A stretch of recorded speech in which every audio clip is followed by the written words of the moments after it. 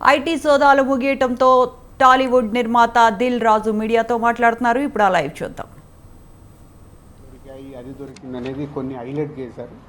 ఎక్కడ కూడా మా దగ్గర డబ్బు కానీ డాక్యుమెంట్స్ కానీ ఐడెంటిఫై కానీ మా దగ్గర నుంచి వాళ్ళు తీసుకున్నది కానీ లేదు. నా దగ్గర ఒక 5 lakhs, మా శిరీష్ గారి దగ్గర ఒక 4.5 lakhs, అలాగే మా డాటర్ ఇంట్లో 6 lakhs, ఆఫీస్లో 2.5 lakhs, మొత్తం బిలో 20 lakhs మా అందరి దగ్గర కలిపి బిలో 20 lakhs ఉంది. అలా ప్రతి ఒక్కటి ఇట్లా వాళ్ళు ఇన్కమ్ ట్యాక్స్ ఏమేమి చూశారనేది ఇలా వాళ్ళది అయిన తర్వాత పంచనామా చేసిస్తారు. సో క్యాష్ రూపంలో అది. అలాగే 5 సంవత్సరాల నుంచి మేము ఎక్కడ ప్రాపర్టీస్ కానీ వేరే దాంట్లో ఇన్వెస్ట్మెంట్ చేయడం కానీ ఎక్కడ ఏమీ జరగలేదు. అది కూడా డిపార్ట్మెంట్కు టోటల్గా అందరి దగ్గరికి వెళ్ళి క్లియరెన్స్ చేసుకున్నారు.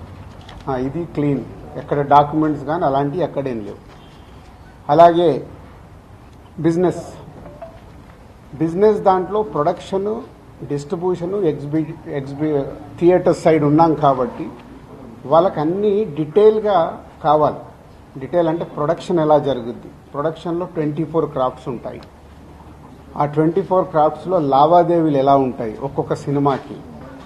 సో ఆ డీటెయిల్స్ అన్నీ వాళ్ళు తీసుకోవడం జరిగింది. అలాగే డిస్ట్రిబ్యూషన్ సైడ్ ఎలా ఉంటుంది, ఎగ్జిబిషన్ సైడ్ ఎలా ఉంటుంది అనేది వాళ్ళన్ని డీటెయిల్స్ అడుగుతూ అందరి దగ్గర తీసుకొని ఫైనల్గా నా దగ్గర నిన్న ఇవన్నిటిని ఎవరెవరు ఏమేమి స్టేట్మెంట్లు ఇచ్చారు, ఏముంది అనేది ఫైనల్ నాతో నిన్న కన్క్లూడ్ చేశారు. డిపార్ట్మెంటే ఆశ్చర్యపోయింది. అంటే ఇంత దిల్ రాజు గారిని మేము ఏదో ఎక్స్పెక్ట్ చేసాం, అలా ఉంటుంది ఇలా ఉంటుంది అని సెర్చ్ జరిగేటప్పుడు దే ఆర్ వెరీ హ్యాపీ.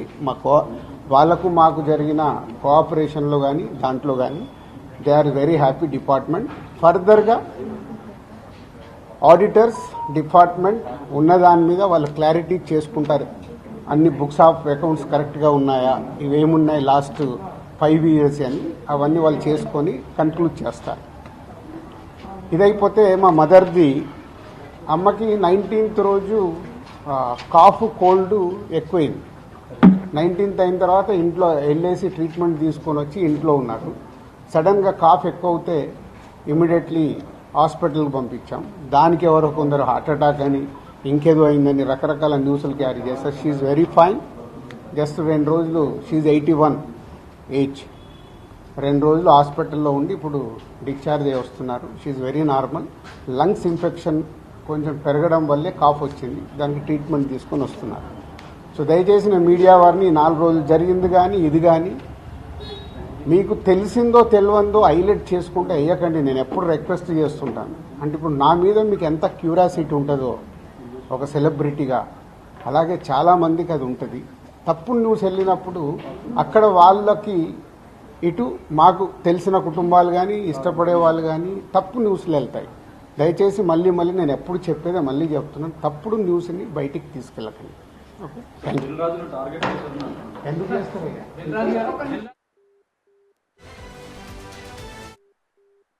4వ రోజు నాది కాదు కదా, మైత్రిలో జరిగింది, అభిషేక్ మీద జరిగింది, ఇలా అందరి మీద. ఇది ఇండస్ట్రీకి సంబంధించి ఎందుకు టార్గెట్ చేస్తారు? ఇన్కమ్ ట్యాక్స్ అనేది ఇస్ ప్రాసెస్, ఇదేమో ఇల్లీగల్ కాదు. ఇన్కమ్ ట్యాక్స్ అనేది ప్రతి ఒక్కరికి, మీరు కూడా టీడీఎస్లు కడతారుగా, ఎందుకు కడతారు? అస్సలు తప్పు. ఇవే అంటున్నా, రాంగ్ న్యూస్లు మీ ఇష్టంకి వచ్చినాయి అనేసుకొని వేయడం ఎందుకు? అభిషేక్ అగర్వాల్ కూడా ఉన్నాడుగా, మైత్రి కూడా ఉందిగా, వాళ్ళకు ఉన్నదాని మీద 18 years అయింది. మా మీద సెర్చ్ జరిగి 18 years, ఏమో 2 years కాలేదు, 3 years కాలేదు. అంటే ఆఫ్టర్ 18 years చేసే వాళ్ళు ప్రొసీజర్, ఇన్కమ్ ట్యాక్స్ ప్రొసీజర్లోనే జరిగింది, ఎక్కడ ఏమీ లేదు. అనవసరమైన ఎక్కువ మీరు ఊహించేసుకొని హైలైట్లు చేయాలి. ఓకే,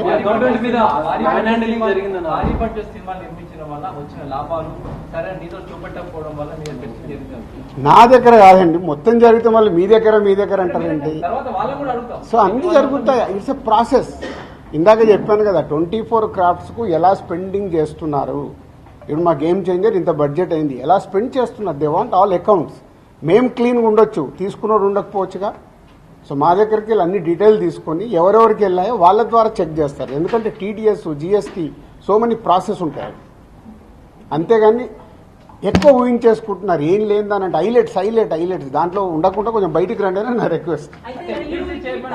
హీరోలకి టాప్ డైరెక్టర్స్ కి బ్లాక్ ఇవ్వడం వల్లే ఇష్యూస్ వస్తున్నాయి అనేది కూడా వినిపిస్తుంది. మీలో కొంతమంది మీ ప్రొడ్యూసర్స్ కొంతమంది చెప్తున్నారు, దీనికి ఏమంటారు? మీ ఛానల్స్ కూడా చాలా చెప్తారు బ్లాక్ ఎక్కడ ఉంది, ఎక్కడికి వెళ్ళి వస్తుంది, నువ్వు సినిమా ఎక్కడ చూస్తున్నావు, ఆన్లైన్లో టికెట్ బుక్ చేసుకుంటున్నావు, 90% బుక్ మై షోలో బుక్ చేసుకుంటున్నావు, పేటీఎంలో బుక్ చేసుకుంటున్నారు. ఎక్కడుంది క్యాష్? 90% అకౌంట్లోనే అదే అందరు మీరు బుక్ చేసుకుంటున్నారు, సినిమాలు చూస్తున్నారు. అది మళ్ళీ మీ ఊహ. ఎవరికి రావాల్సిన స్టోరీలు ఎప్పుడు రాసుకుంటూనే ఉంటారు, ఎందుకంటే మీకు కూడా హైలైట్స్ కావాలి కదా, లేకుంటే కష్టంగా. నేను మీకు అదేనండి చెప్తున్నా, 2008లో అయింది సెర్చ్ నా మీద. ఎన్ని సంవత్సరాల తర్వాత వచ్చారు? 1, 2 ఓన్లీ నా మీదే అవుతే మీరు మాట్లాడేది రైట్. ఇండస్ట్రీలో చాలా మంది మీద అయింది కదా, సో దానికి లింక్ లేదు కదా. అదే అనవసరమైనది ఊహించుకొని లింకులు చేయకుండానే నా రిక్వెస్ట్. అసలు నేను ఆఫీస్కి వెళ్ళాను, మరి నాకు ఎవరైనా చెప్పలా.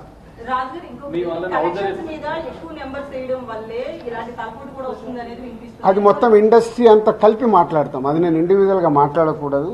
అలాంటి ఏదైనా ఉంటే కరెక్ట్ చేయాల్సిందే, ఇండస్ట్రీ తరఫున కరెక్ట్ చేయాలి. 22 నుంచి మీరు ఐటీ ఫైల్స్ చేశారా సార్? ఎవ్రీ ఇయర్ ఉంటుంది. 22 నుంచి అంటే ఎవ్రీ ఇయర్ ఉంటుంది. అదే 22, 23 వరకు అసెస్మెంట్స్ అయిపోయాయి. 30% స్లాబ్ లోకి ఎంటర్ అయ్యారు కదా, దానికి సంబంధించి కూడా క్లియర్ ఉందా? ఏంటది? ₹40 దాటితే ఐటీ అన్నదాన్ని మీరు ఎక్కడున్నారండి బాబు? నా కంపెనీ టర్న్ ఓవర్ ఎంత 30% గురించి మాట్లాడుతామండి. హైలైట్ టర్న్ ఓవర్ నా కంపెనీది. ఎప్పుడో 2008లోనే నా సర్వే అయిందంటే అప్పుడే ఎంటర్ అవుతుంది కదా ఉంది. అయితే ఫిల్మ్ ఇండస్ట్రీలో రైట్స్ జరగడం కూడా ఒక ప్రెస్టేజ్ ఇష్యూగా కొంతమంది చూస్తున్నారు, డైరెక్టర్లు, హీరోలు వీళ్ళంతా. దీనికి ఏమంటారు మీరు? అంటే ఇన్కమ్ ట్యాక్స్ వాళ్ళు అదే అంటారు, సార్ మేము వచ్చినామంటే మీరు పెద్దోళ్ళు అని. సో మీ మీద కూడా చేయించుకోరు, మీరు ఫాస్ట్గా పెద్దోళ్ళు అవుతారు.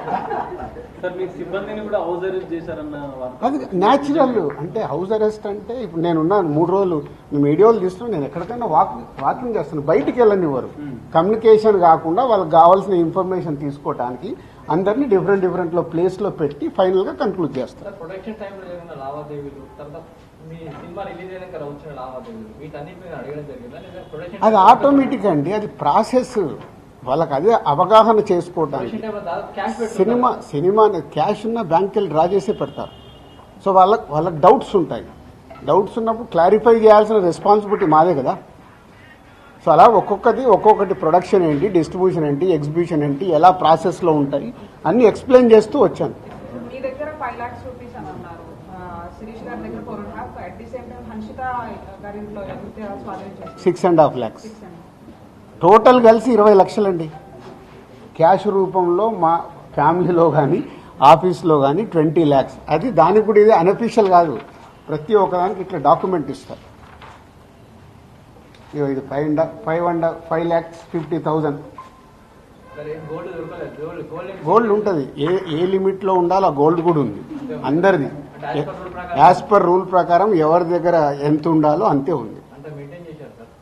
మెయింటైన్ అంటే మేము రెస్పాన్సిబుల్ పర్సన్ కదా, ఏది మేము తప్పులో ఉండకూడదుగా. అంటే రైట్స్ జరగడం కూడా మీరు ఎంత క్లియర్ గా ఉన్నారనేది తెలుస్తుంది కదా. ఇగో నా వైఫ్ 77 లక్షలు. సో ప్రతి ఒక్కటి ఇట్లా ఇస్తారు వాళ్ళు డాక్యుమెంట్, పంచనామా చేసి ఇచ్చేసి వెళ్తారు. అందరికి క్లీన్ గా ఉన్నాం. అయితే ఎన్ఆర్ఐ నుంచి, పొలిటీషియన్స్ నుంచి కొంత బ్లాక్ మనీ రావడం, దాన్ని ఎక్కువగా ఫిల్మ్ ఇండస్ట్రీలో పెట్టడం, ఇలాంటివి జరుగుతాయి అంటారు కదా, దీని గురించి నాకు ఇప్పియరా, నేను తీసుకుంటాను. తక్కువ ఇంట్రెస్ట్ లో ఎక్కువ ఇంట్రెస్ట్లు కడుతున్నాను నేను.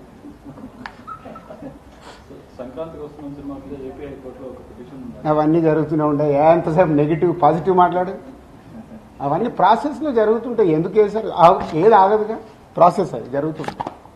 ఓకే, ఏం చెప్పాలి, అయిపోయింది మొత్తం తీసుకున్నారు. థర్డ్ రోజు వచ్చి కలవమన్నారు. ఈ లోపల చెక్ చేసుకుంటారు, ఆడిటర్ వెళ్ళి మాట్లాడతారు. థర్డ్ రోజు వెళ్ళి నేను కలుస్తాను. నెక్స్ట్ అయిపోయింది చెప్పినా కదా మొన్నే 2025 స్టార్ట్ అని. సంక్రాంతి వస్తున్నాం, స్టార్ట్ అయింది కదా. ఎలా సూపర్ హిట్లు కొట్టాలనేది మన పని, అదే మొదలు పెడతా. ఓకే, పాజిటివ్ అండి. రమ్మన్నారు, ఈ లోపల ఆడిటర్ వెళ్ళి మాట్లాడతారు. Okay, thank you.